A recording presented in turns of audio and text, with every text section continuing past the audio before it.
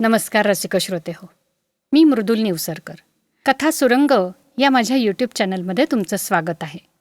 या चॅनलद्वारे मी काही ऐतिहासिक, पौराणिक आणि मनोरंजक गोष्टी सांगत असते. गोष्टी ऐकायला तर सगळ्यांनाच आवडतात, त्यामुळे माझा चॅनल तुम्ही नक्की सबस्क्राईब करा. गोष्ट ऐकली की लाईक करायला विसरू नका. चला तर, आजची गोष्ट मी तुम्हाला महाभारतातली सांगणार आहे. आजच्या गोष्टीचं नाव आहे जयद्रथ.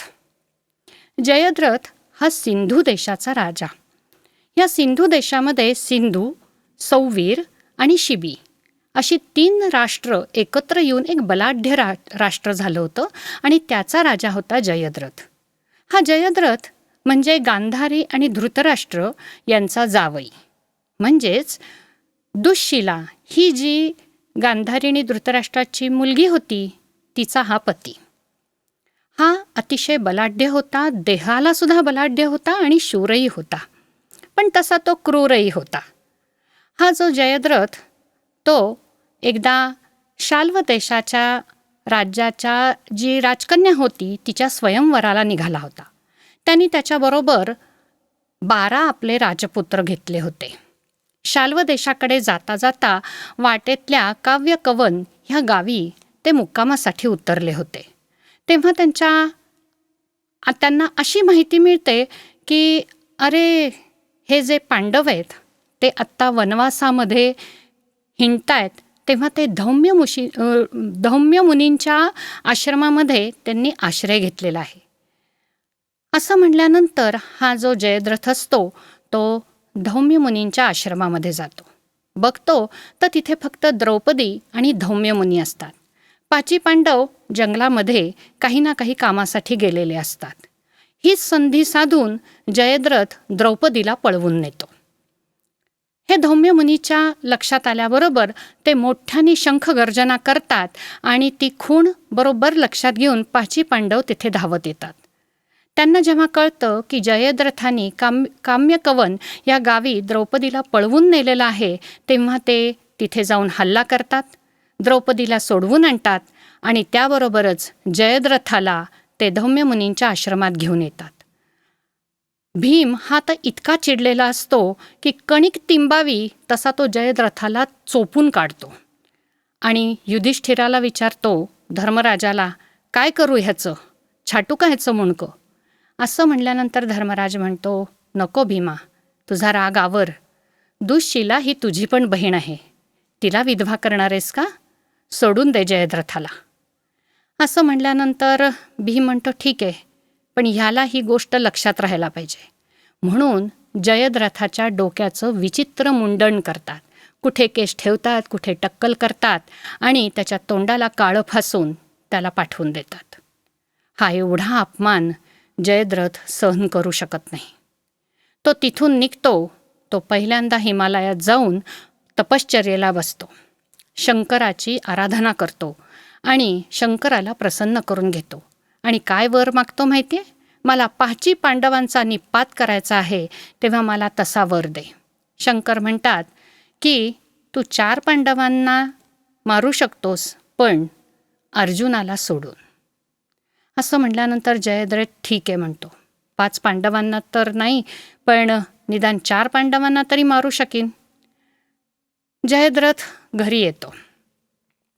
याच्यानंतर जेव्हा महाभारताचं जे कुरुक्षेत्रावर युद्ध उभं राहतं त्यावेळेला तुम्हाला माहितीच आहे की अर्जुनाचा मुलगा जो अभिमन्यू तो चक्रव्यूहामध्ये अडकतो.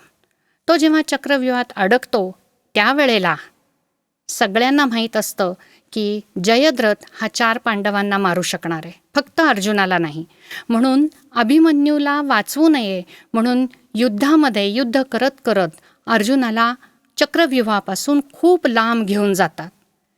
हे 4 पांडव अभिमन्यूचं संरक्षण करू शकत नाहीत आणि शेवटी महायोद्धे जे बरोबर असतात, कर्ण असतो, दुर्योधन असतो, दुःशासन असतो, जयद्रथ असतो, हे सगळे मिळून अभिमन्यूला मारतात.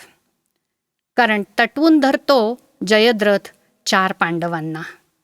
अभिमन्यू मरतो आणि त्याच्या शवाला हसत हसत जयद्रथ लाथ मारतो. हा तर केवढा मोठा अपमान. चारही पांडवांना अतिशय वाईट वाटतं.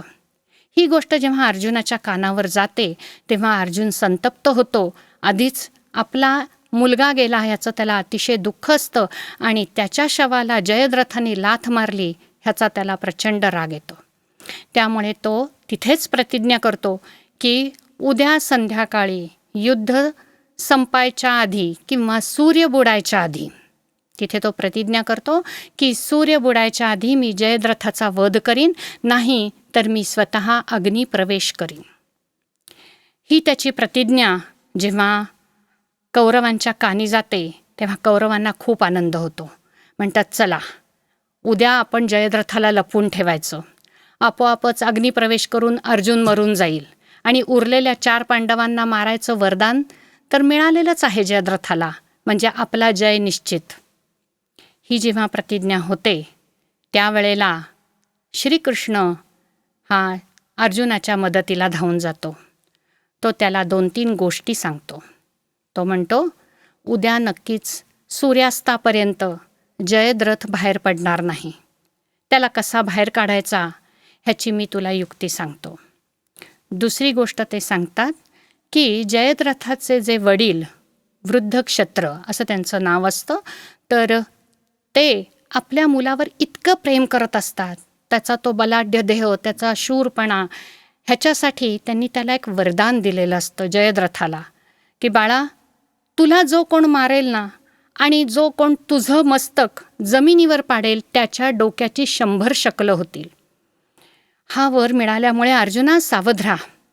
अजून एक गोष्ट लक्षात घे की कुरुक्षेत्राच्या बाजूला जे कौरवांची राहुट्या पडलेल्या आहेत त्यातल्या जयद्रथाच्या राहुटीच्या बाहेर हा वृद्ध क्षत्र कायम मांडी ठोकून बसलेला असतो. त्याला कुरुक्षेत्रातल्या बातम्या हव्या असतात. त्यामुळे तू लक्षात घे की ते कुठे बसलेले आहेत. ही गोष्ट सांगितल्यानंतर अर्जुन लगेच श्रीकृष्णाला काय म्हणायचं आहे हे जाणून घेतो. दुसरा दिवस उजाडतो. युद्धाला सुरुवात होते.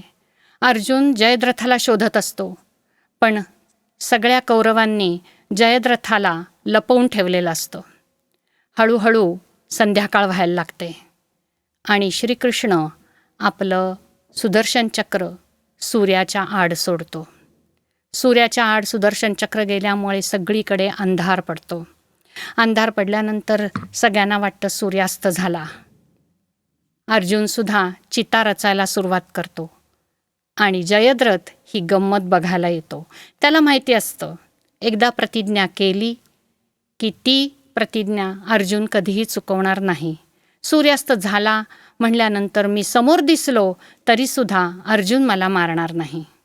हसत हसत जयद्रथ आणि कौरव सगळे अर्जुन कसा अग्निप्रवेश करतो हे बघायला चितेजवळ येऊन उभे राहतात.